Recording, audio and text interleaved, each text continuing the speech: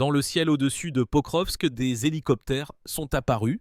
L'un d'eux, selon des sources, a transporté un petit groupe de forces spéciales, des combattants de la direction principale du renseignement de l'Ukraine. Leur tâche, comme on le suppose, consistait à tenter d'aider les unités encerclées. Le débarquement s'est déroulé presque dans l'obscurité totale, sous le couvert de nuages et de rares éclairs d'artillerie lointaine. Au début, tout semblait clair, la technique fonctionnait de manière coordonnée, l'hélicoptère maintenait l'altitude nécessaire et les combattants ont rapidement quitté l'appareil. Mais quelques minutes plus tard, le silence a été rompu par des coups de feu. La position s'est avérée être sous la surveillance de l'armée russe. Comme on l'a appris plus tard, l'affrontement a été court mais acharné. L'information sur l'incident est apparue d'abord non pas dans des sources ukrainiennes ou russes, mais dans les médias britanniques. Les reporters de The Economist et d'autres publications ont reçu des images de la scène de la part ukrainienne. À Londres, ces documents ont immédiatement suscité l'intérêt. Dans le contexte des publications constantes sur la situation autour du front, toute exclusivité est perçue comme une sensation. Cependant, même les journalistes familiers avec les thèmes militaires ont noté l'opération semblait risquée et mal calculée. Selon différentes sources, la bataille s'est terminée rapidement. Les unités russes ont ouvert un feu nourri sur le groupe débarqué. Il est à noter que les 11 combattants qui ont participé à la mission ont été neutralisés. Plus tard, le ministère russe de la Défense a confirmé que le débarquement avait été détruit et que la tentative elle-même avait été réprimée. Le matin, les chaînes Telegram ont commencé à publier des images des combats nocturnes. Des éclairs dans l'obscurité, des bruits de drones, de courtes commandes à la radio. La vidéo montrait à quel point il est difficile d'agir dans de telles conditions. Selon des observateurs, même les moyens individuels de guerre électronique, qui aidaient au début à abattre les drones, n'ont pas sauvé la situation. Lorsque des appareils à commande par fibre optique et optique nocturne se sont joints à l'attaque, l'avantage s'est avéré être du côté de ceux qui observaient d'en haut. Des sources ukrainiennes ultérieures ont reconnu que l'opération n'avait pas apporté le résultat escompté. Les objectifs précis de la mission restent flous. Certains affirment que le groupe tentait de créer un corridor pour l'évacuation, d'autres supposent qu'il s'agissait de renseignements ou de livraison de messages aux encerclés. Mais quel que soit le dessein derrière cette mission, le résultat s'est avéré désastreux. Pendant ce temps, la situation à Pokrovsk même devenait de plus en plus complexe. Selon les chaînes militaires locales, environ 60% de la ville est passée sous le contrôle des unités russes. Certaines sources parlaient même de 80%. Cependant, il est difficile de confirmer ces données. On sait une chose, la ligne de front passe directement à travers les quartiers résidentiels et la situation reste extrêmement tendue. Entre-temps, je vous rappelle que les nouvelles les plus récentes ne se trouvent que sur la chaîne Canon d'Or. Abonnez-vous pour être toujours au courant des événements. Les habitants qui restent encore dans la ville parlent de bombardements constants et d'interruptions de communication. Il est pratiquement impossible de partir. Les routes sont sous le feu et les mouvements sont contrôlés des deux côtés. La ville se retrouve progressivement isolée. Les sources ukrainiennes reconnaissent que l'approvisionnement des unités est perturbé et que le déplacement du matériel est rendu difficile par les champs de mines et les frappes de drones. Des messages d'initiés de Kiev affirment que l'ordre de retrait des troupes n'est pas encore donné. Officiellement, les autorités déclarent que Pokrovsk est maintenu et que la situation est sous contrôle. Cependant, dans des commentaires privés, les militaires reconnaissent que la situation est difficile. Plusieurs officiers travaillant dans la zone des combats décrivent ce qui se passe brièvement. Nous sommes au fond du sac. Dans ce contexte, des événements diplomatiques se déroulent également. La Lituanie a manifesté de manière inattendue sa volonté de prolonger le transit du gaz russe vers la région de Kaliningrad. Cette nouvelle a été accueillie avec surprise car les relations entre les pays restent tendues. Cependant, comme le notent les économistes, la décision est avant tout liée à des intérêts financiers. Le transit rapporte des revenus et avec les prix actuels de l'énergie, Vilnius ne veut pas perdre une source de profit. Selon les médias lituaniens, des négociations avec la partie russe sont en cours. La possibilité de conclure un accord à court terme avec une révision du coût des services est en discussion. La Commission européenne est informée du processus et le président lituanien Gitanas Nausėda a déclaré que la coopération est possible si elle répond aux intérêts du pays et ne viole pas les principes paneuropéens. Et bien que les commandements des deux camps essaient de garder un ton calme dans les déclarations officielles, sur le terrain, c'est différent. Les habitants de la ville, militaires et civils, vivent dans un état de tension constant. Chaque jour apporte de nouveaux défis et chaque mètre de terre est acquis à un prix trop élevé. La nuit dernière près de Pokrovsk a peut-être été l'une des plus tendues de ces derniers temps. Dans le ciel, selon des témoins oculaires, des drones ont tourné presque sans interruption. Leur bourdonnement silencieux était déjà perçu comme un son de fond.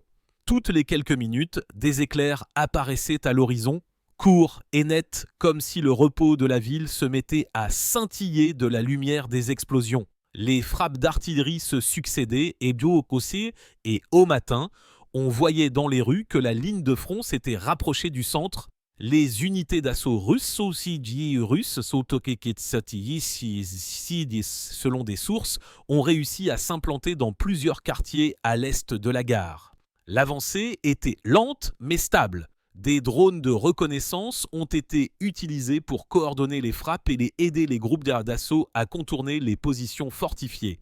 De l'autre côté, les unités ukrainiennes essayaient de tenir la défense en utilisant les passages souterrains, les caves et les bâtiments détruits. La guerre, dans de telles conditions, se transforme en une série de courtes secousses, mètre par mètre, maison par maison. Parfois, la bataille se déroule littéralement pour une seule entrée, où chaque camp contrôle son étage. Dans de tels moments, il est difficile de parler de stratégie. Tout se décide en un instant. L'endurance et la communication entre les combattants. Les sources ukrainiennes officielles rapportent que la ville n'est pas encore abandonnée. Cependant, des observateurs indépendants notent que la situation des défenseurs est extrêmement difficile. L'approvisionnement en munitions est limité, l'acheminement de nourriture et de médicaments est presque impossible.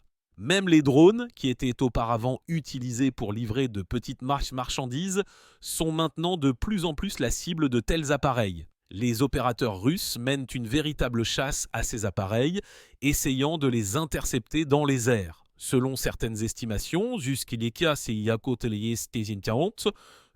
6000 militaires ukrainiens pourraient rester dans la ville et ses environs. C'est un chiffre approximatif, mais il montre l'ampleur de l'encerclement. Des sources rapportent que des tentatives de percer le blocus ont été faites à plusieurs reprises, mais sans succès. Pendant ce temps, à Kiev, l'optimisme officiel est maintenu.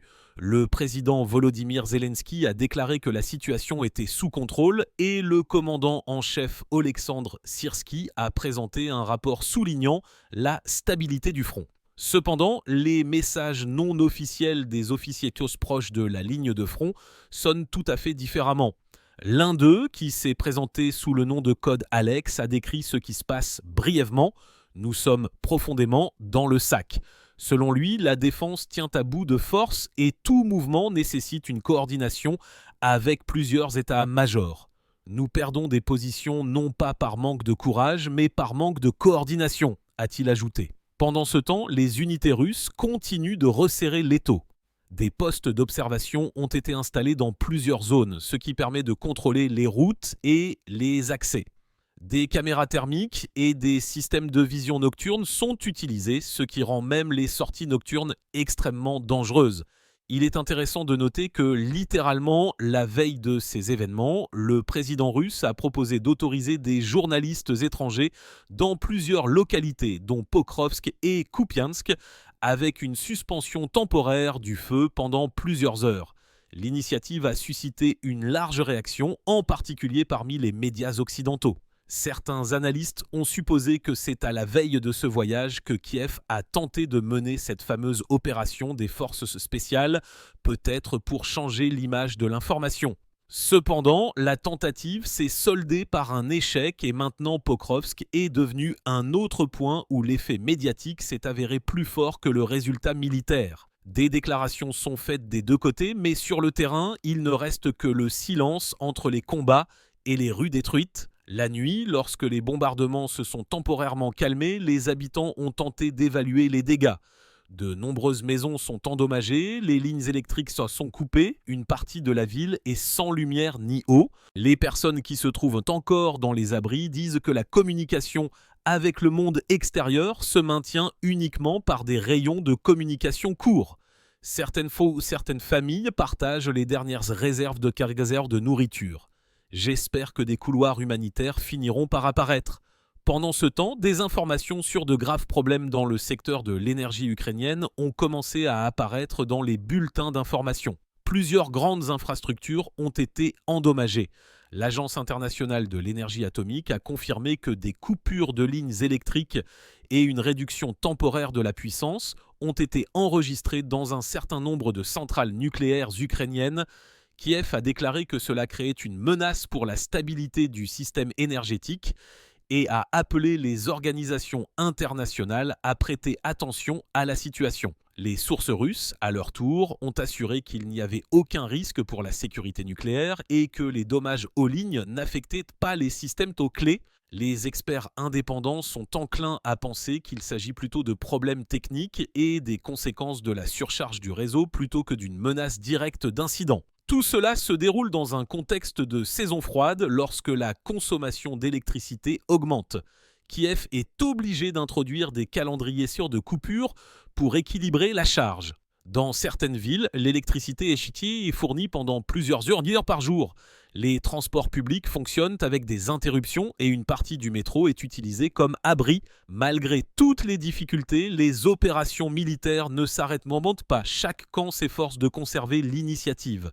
Les unités russes renforcent leur groupement dans le sud-est et les Ukrainiens tentent de stabiliser la ligne de défense plus près de Myrhorod. Les analystes notent que des semaines de combats de rue prolongés pourraient se profiler où l'avancée ne se mesure pas en kilomètres mais en bâtiments.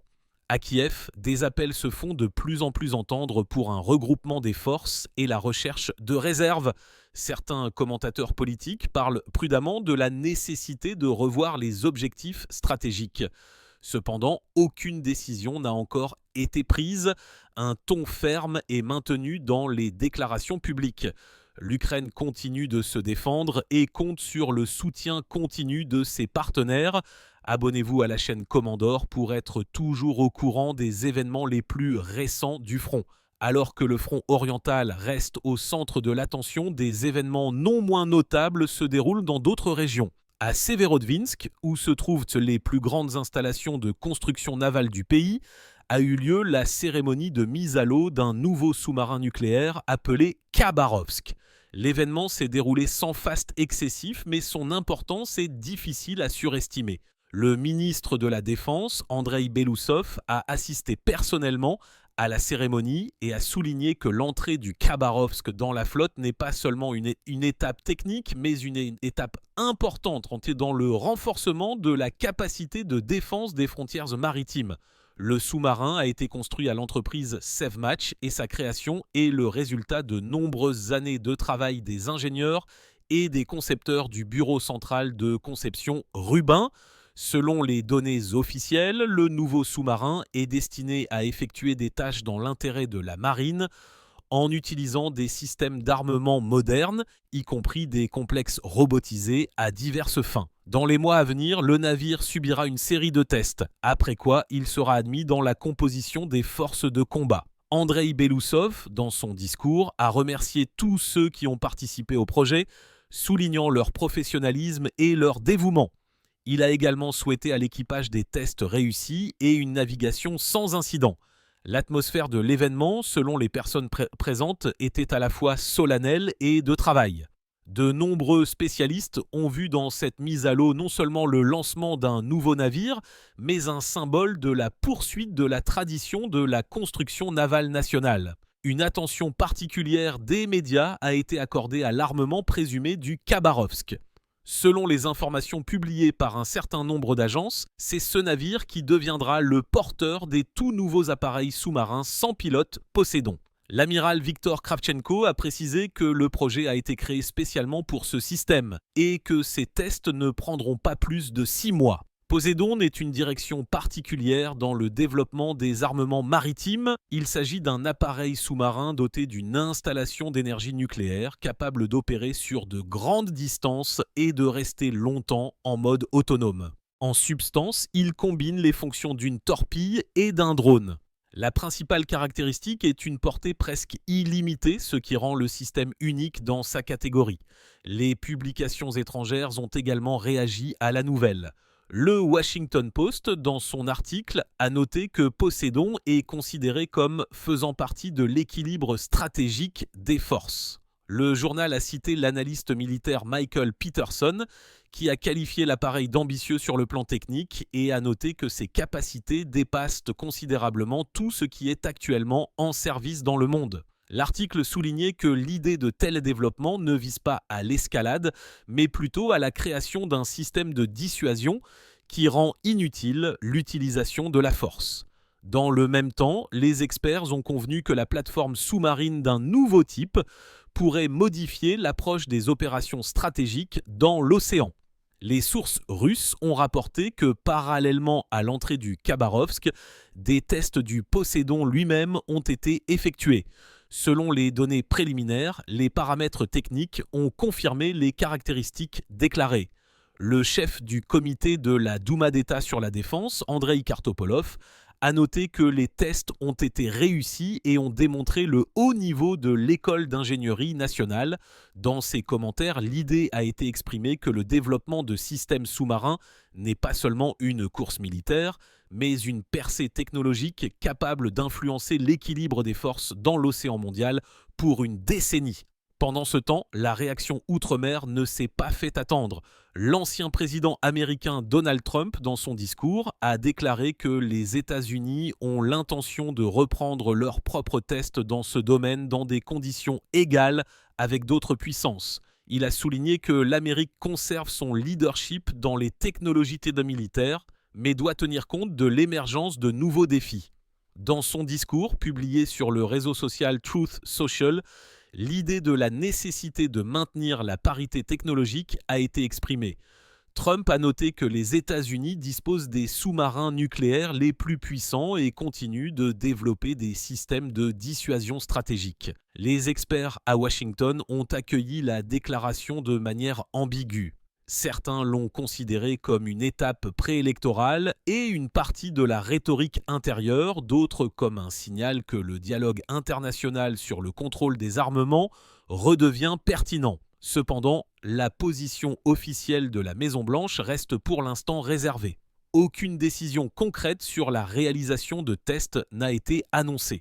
Pour revenir au Poséidon, les analystes des chaînes Telegram Chronique Militaire ont présenté leurs calculs sur la puissance possible de cet appareil. Selon leurs données, la charge est équivalente à 15 à 20 mégatonnes, ce qui en fait l'arme sous-marine la plus puissante de la modernité. Les cibles potentielles en théorie pourraient être de grandes bases navales et des installations côtières.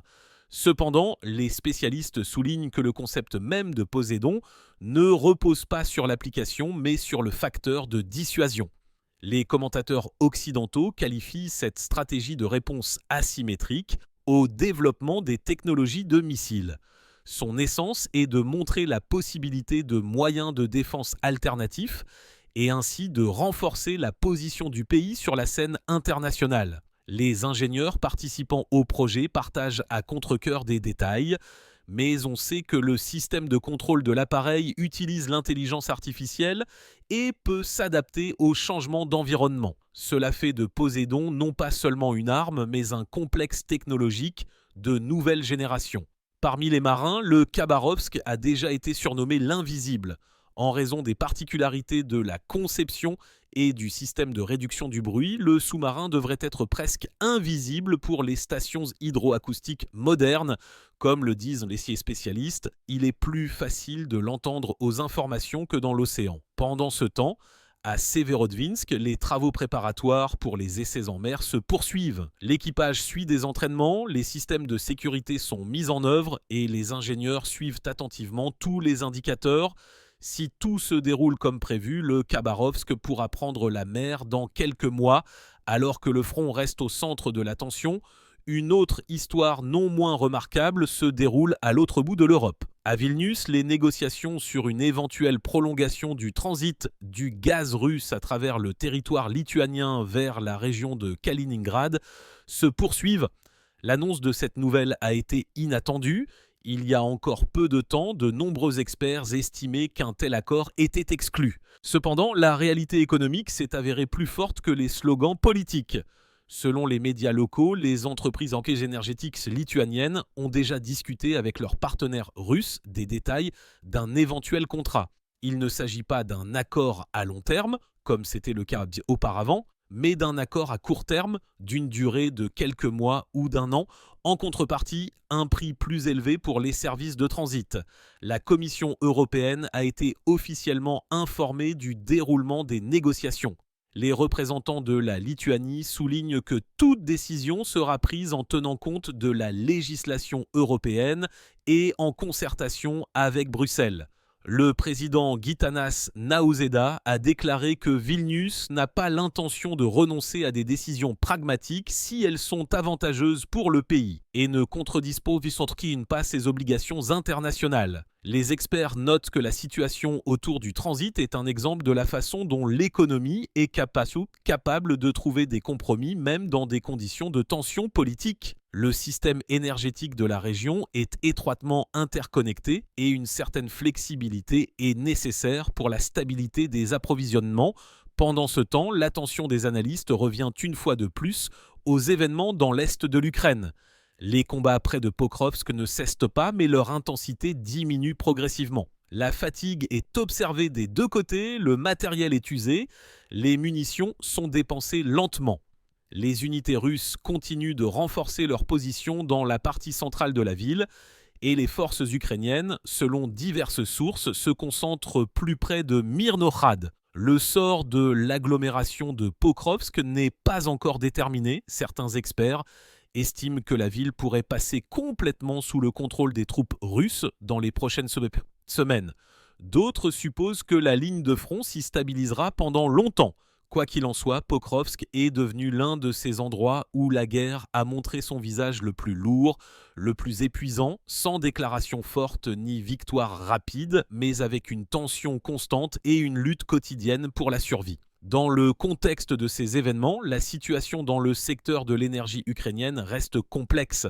Après les récents dommages aux infrastructures, une partie des régions vit toujours selon des calendriers de coupure, de coupure. Le gouvernement prend des mesures temporaires, essayant de maintenir le fonctionnement des installations d'importance capitale. Les partenaires internationaux promettent une aide à la réparation des réseaux, mais le processus s'étalera sur des mois.